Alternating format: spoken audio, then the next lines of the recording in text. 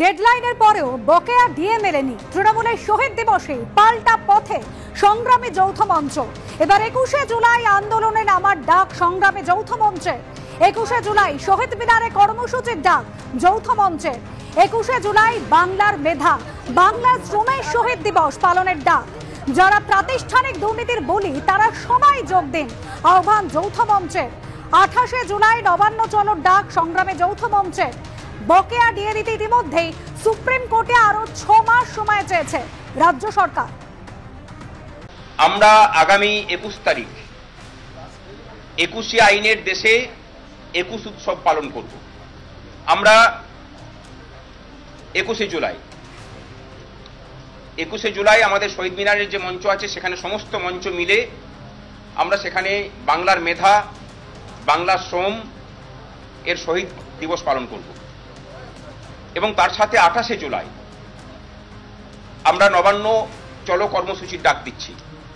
এই নবান্ন চলো কর্মসূচিতে আমরা এই রাজ্যের সমস্ত গণতন্ত্র প্রিয় মানুষ যারা মনে করছেন যে এই রাজ্যের সরকারের প্রাতিষ্ঠানিক দুর্নীতির ফলে আপনিও বঞ্চিত, তারা সকলে এসে যোগ দিন। আমরা যারা আছি প্রায় 12টা মঞ্চ এখানে সংযুক্ত আছি, এর সাথে আরো মঞ্চ যুক্ত হবে।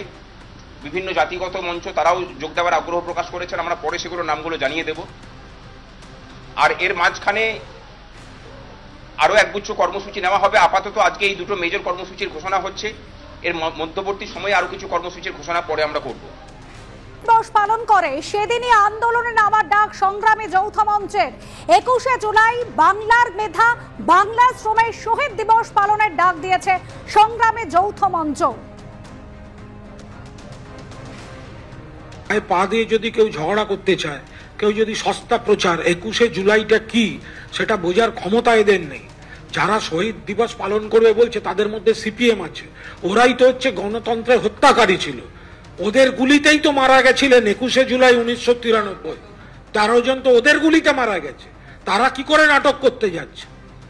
আমি বারবার বলছি 21শে জুলাই আবেগের দিন, জনসমুদ্র থাকবে ধর্মতলা চত্বরে। কোনো প্ররোচনা দিতে যাবেন না, দয়া করে কোনো প্ররোচনা দেবেন না।